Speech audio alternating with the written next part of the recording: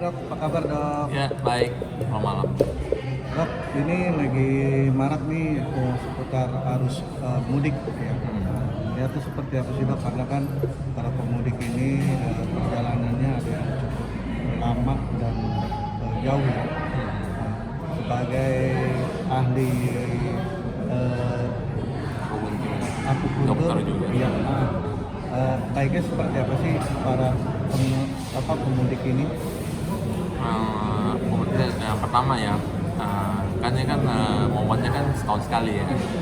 Jadi ya suasana dengan berkumpul dengan keluarga, ini kan otomatis kan kebanyakan itu kan pasti rata-rata pengen balik berkumpul dengan keluarganya. Jadi ya yang pertama mungkin harus dipikirkan ya, itu kan mungkin ya harus proses keberangkatannya harus cukup memadai lah. Apakah dia menggunakan transport pribadi, apakah dia menggunakan transport umum, atau mungkin pesawat terbang dan sebagainya, itu kan yang harus diperhitungkan. Karena wilayah sekarang ini yang lagi macet banget nih, jadi udah mulai macet kan. Nah, jadi kan kebanyakan pun rata-rata pun menggunakan transport pribadi lah, motor atau mobil ya. Yang pertama itu yang mungkin harus persiapkan itu kondisinya dulu ya sebelum memulai proses perjalanan ke daerah. Itu kalau bisa disarankan dijaga kondisinya dulu, istirahat yang cukup dulu sebelum perberangkatan. Terus setelah perberangkatan tuh harus diperhitungkan apa dia punya proses pembawaannya, apakah dia membawakan bekal makanan yang cukup atau dia membawa minimal tuh cairan yang cukup, air putih itu kalau bisa secukupnya, karena kan cuaca sekarang agak tidak menentu ya, kadang bisa panas sekali, kadang bisa turun hujan. Minimal dengan menjaga kadar cairannya itu jadi mengurangi resiko terjadinya dehidrasi. Terus yang ketiga yang saya tekankan mungkin kondisikan lingkungan perjalanan dengan kondisi badan masing-masing. Mengenai waktu perjalanan, misalnya apakah ada standar untuk berapa jam harus istirahat, itu menurut saya situasional, tergantung kondisi pasien sendiri yang melakukan perjalanan pemudiknya. Kalau memang setelah 2-3 jam mungkin merasa capek, ya jangan dipaksakan, istirahat sebentar ya, mungkin ambil tempat sedikit, mungkin minum secukupnya lagi, setelah istirahat sebentar barang 15 menit setengah jam, itu bisa baru dilanjutkan lagi. Lebih baik istilahnya lebih sering ada istirahatnya, jeda intervalnya lebih sering daripada sekaligus langsung 12 jam. Itu biasanya nanti kondisi badannya lebih tidak memadai. Setelah selesai itu biasanya akan lebih gampang capek. Nah, dok, ini dok, mungkin banyak yang bepergian mudik di dalam keadaan berpuasa. Nah, resikonya apa dok ya sih buat jalan mudik saat berpuasa? Itu apa saja sih kemungkinan akan terjadi? Apalagi dia perjalanan darat, nah kemungkinan macet-macetan, jalan jauh, itu gimana apa aja dok resikonya? Yang pertama itu lah, dari ini saya bahas sisi medis itu dok, kondisi fisiknya ya, itu lah kondisi berpuasa itu kan pada dasarnya kan pasien dalam keadaan asupan makanannya kan kalorinya agak terbatas. Jadi otomatis kalau mau kondisi puasa lagi makan puasa itu lebih disarankan sih biasanya kondisinya malam, karena satu mungkin ya cuaca mataharinya tidak terlalu menyengat ya.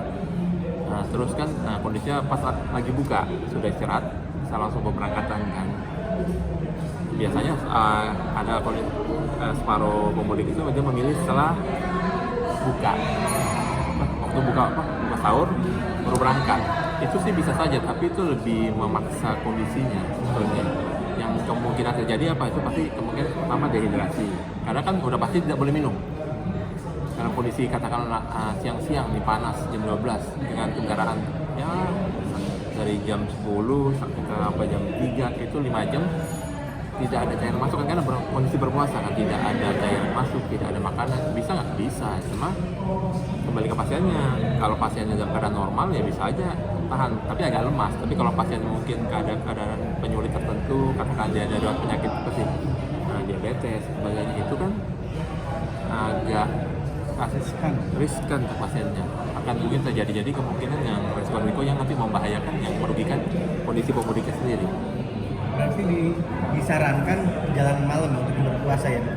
Disarankan, karena kan satu logikanya kan kita berpikir dari mereka, karena kan malam itu kan tidak panas satu, terus kan kondisinya pasien kan sudah berbuka, jadi jarak perjalanan itu lebih tidak panas, terus kalorinya pun lebih tidak mengganggu aktivitas pasiennya. Ada Asupannya. Dok, yang dikhawatirkan macet parah ya, misalnya seperti itu Dok. Stuck di jalan berapa jam, nah itu apabila itu apa yang terjadi sih Dok? Biasanya kalau orang berpuasa terus berpanas-panas apa macet-macetan gitu, itu apa yang terjadi dengan tubuh? Yang pasti kan satu kan kalau dipaksa begitu kan pasti satu dehidrasi, kekurangan cairannya, terus kurang kalori, lemas, makan begitu lemas. Kita bicara yang lain, mungkin lemas nanti kebanyakan pasien mungkin kalau tidak lemas akhirnya apa, tidak fokus.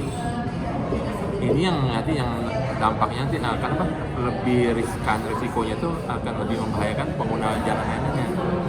Kalau risiko mungkin terjadi tabrakan atau apa, itu lebih risikonya lebih besar. karena tidak fokusan itu ya. Tidak fokus karena kan kalau kondisi badannya tidak kurang cairan satu, kalorinya pun cukup kurang. Apalagi kondisi yang naik motor nih ya. Kalau naik mobil ya mungkin agak sedikit bantu lah, mungkin ada AC-nya. Kalau motor dalam kondisi panas agak lebih riskan jauh. Atau mungkin ada harus mengkonsumsi makanan tertentu saat sahur gitu Dok, Atau vitamin ditambah. Misalnya apa? Biasa kan makan yang ini aja, yang standar aja, yang proteinnya cukup, kalorinya cukup, ya. Ada buah-buahan, sayur-sayurannya. Terus kalau bisa juga bisa ditambahkan itu sebelum itu diusahakan meminum suplemen. Nah, yang sederhana aja, vitamin C itu lebih untuk membantu stamina tubuhnya biar lebih tidak capek-capek. Apa yang harus dibawa Dok? Mungkin peralatan para pemudik yang dibawa untuk menunjang kesehatan, kira-kira apa Dok? Yang harus persiapan satu ya udah air putih lah yang cukup lah. Terus kedua suplemen boleh. Yang ketiga mungkin bekal ya relatif ya. Kalau memang pasiennya mungkin nggak mau terlalu ribet, nggak mau, kalau dia mau menghemat ongkos ya mau bekal sendiri. Tapi kalau pasiennya memang mau yang efisien, nggak mau pusing, ya bisa mampir ke perjalanan nih, kalau ada warung itu bisa mampir kalau ada makanan. Itu aja sih menurut saya. Nggak jarang juga ada kalau perjalanan malam tuh microsleep Dok. Nah itu harus gimana sih Dok? Bisa orang microsleep banyak terjadi nih, harus seperti apa Dok? Kalau udah tanda begitu ya microsleep itu ya berarti ya itu disarankan jangan lanjut perjalanan, istirahat, kalau bisa cari rest area mana bisa dulu, istirahat aja bahas sejam 2 jam, setelah mungkin agak segar, itu bisa lanjutkan. Karena itu nanti resiko potensinya lebih gampang terjadi resiko kecelakaan. Karena banyak kasus itu kita lihat dari statistik itu kan kebanyakan kan kecelakaan itu ya tahun sebelumnya ya. Kan kebanyakan karena kan sopirnya nggak fokus, kelelahan dan capek. Sederhana tapi itu akibatnya selain membahayakan dia sendiri, itu pun bisa membahayakan pengguna jalan lainnya. Banyak mengambil cara mengambil sejenak kopi atau cuci muka, nah itu membantu nggak Dok? Ngopi dan cuci muka. Bisa. Yang penting ya kondisi sebelum memulai suatu perjalanan itu pastikan pasien bahwa sopirnya atau yang melakukan membawa kendaraannya itu dalam keadaan segar bugar. Kopi salah satunya, apalagi mungkin dia yang sudah pemakai lah, pesuka memang suka kopi ya, itu kan sebetulnya udah kayak kebiasaan. Tanpa itu dia kan ngerasain ada yang kurang. Kalau Kecanduan ya Dok ya? Kecanduan tanda kutip ya. Nah, mungkin ini kita lebih kebiasaan sih, habit sih. Kalau dia udah biasa seperti itu ya kayak misal orang rokok lah kebanyakannya, kalau pasien pengguna rokok. Biasanya rokok tuh temannya apa? Kopi. Apa makan bisa nggak mereka? Satu hari pun mereka nggak makan bisa. Kenapa? Ya karena udah kebiasaan seperti itu. Sebenarnya secara medis bagus nggak? Tidak. Tapi ya karena kebiasaan. Kalau disuruh milih antara kopi dan makan, pilih mana? Rokok, kopi atau makanan? Pasti pilihnya rokok, kopi. Ya itu kita cuma bisa ya kayak masukin menyarankan sugesti, tapi kan kita tidak bisa mengintervensi terlalu dalam karena pasien yang memutuskan, mudik memutuskan. Dok, tapi kalau untuk tubuh sendiri karena kan berjam-jam dengan kondisi duduk, mungkin ada juga yang sempit-sempitan di dalam mobil, apalagi motor juga kan. Baiknya itu berjam-jam, baiknya harus kayak gimana dok? Atau ada perencanaan berapa jam? Kalau ini kan istilahnya ada ikut transportasi umum ya, berarti kan kita tidak bisa memilih. Kalau benar itu ya berarti dikondisikan sesuai keadaan. Kalau memang posisinya kan sering dirotasi aja, mungkin dengan posisi yang tegak kan bisa sampai senderan atau mungkin agak tiduran sebentar, posisinya dirubah. Jadi ya jangan terlalu fokus pada satu posisi lutut. Nanti yang ada nanti ototnya bisa kaku. Kalau udah kaku ya otomatis ya nanti ya ada timbul keluhannya seperti yang kurang nyaman, pegal, sakit sebagainya. Ya jadi itu nanti akan menimbulkan tuh harus terapi lagi. Jadi ya posisinya kalau bisa sering dirubah-rubah.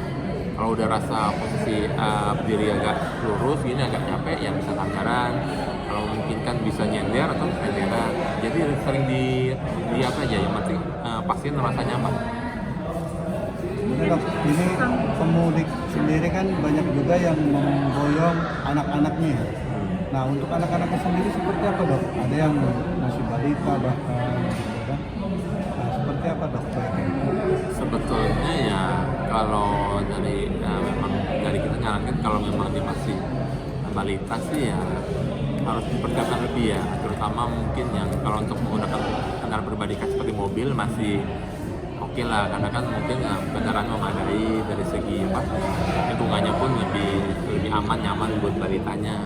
Tapi kalau yang agak lebih ditekankannya, yang lebih berhati-hati ini untuk pengguna sepeda motor dan umum ya. Umum pun masih lebih masih kan karena posisinya kan dia tidak membawa sendiri, masih bisa yang agak berhati-hati ini yang menggunakan kendaraan pribadi seperti motor. Loh. Karena kan itu kadang-kadang kan untuk melakukan perjalanan kadang kan ada yang mereka memikirkan waktunya itu terlalu mepet. Misalnya hari H Lebaran berapa hari itu mungkin harus nyampe, udah ada target 12 jam, 14 jam, itu sih yang agak ini kasihan ya, kadang-kadang itu terlalu memaksakan. Kalau kondisi orang dewasa ya sudah silakan, tapi kan nanti resikonya kan mereka sendiri ada keluhannya sebagai kalau sakit dan sebagainya lebih riskan lah. Tapi kalau untuk kondisi balita kan kadang-kadang kan agak ini loh, kita Riskan ya. riskan. Gimana kalau orang tua memaksakan gimana? Kan ya resikonya itu kan itu yang pertama tuh dehidrasi. Anak kecil kan balita apalagi dalam kondisi panas dan sebagainya itu lebih risiko dari sisi medisnya. Sensitif. Jadi terus kulitnya lagi takutnya ini loh dia. Ya agak riskan ya kalau bisa untuk balita ya mengadakan membawa keluarga apalagi balita ya kita disarankan ya lebih sering istirahat.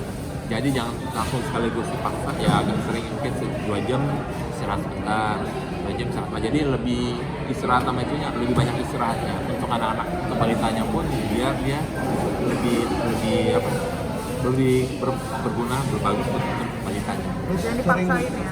sering dipijit ya dok, karena kan balita ini kan tulang atau uratnya masih dibilang masih ini ya rentan, harus sering diurut ya sih. Sebetulnya nggak, kalau balita kan masalahnya balita kamu urut kan, kalau balitanya sudah bisa bicara, oke, kita bisa nanya yang kurang nyaman di mana. Cuma kalau balitanya belum bisa berkomunikasi, bagaimana dia kan tidak bisa mengkondisikan rasa dia bagaimana, nggak bisa kan. Nah, kalau diurut semua bisa saja, kalau istilahnya cuma buat relaksasi atau dari orang tuanya biar cuma istilahnya ya biar nyaman, tapi ya tidak ada perumahan khusus harus penekanan seperti apa, tidak ada, soalnya ya yang penting satu itu bukan masalah di relaksasinya, itunya dipunya cairan harus cukup, mungkin kalau balita susunya harus cukup, makanannya harus cukup, gizinya harus cukup, itu yang kita tekankan daripada yang seperti itu. Kecuali dia udah ada keluhan sakit dan sebagainya, itu bisa dicari mungkin tenaga yang lebih berpotensi ya untuk menanganinya. Mungkin pesannya untuk orang yang pemudik sekarang gitu dok. Maksudnya sih ya sekarang ya sebelum berangkat ya dia lebih disarankan satu ya persiapan harus cukup, ya, istirahat cukup, terus gizinya harus cukup sebelum berangkat. Terus itu ya persiapan nomor satu ya itu seperti apa di pembawa airannya, minumannya, air putihnya cukup. Kalau kita bawa bekal sendiri silakan. Terus kalau bisa ya suplemen seperti mungkin yang ringannya vitamin C atau apa untuk membantu kondisi perjalanannya.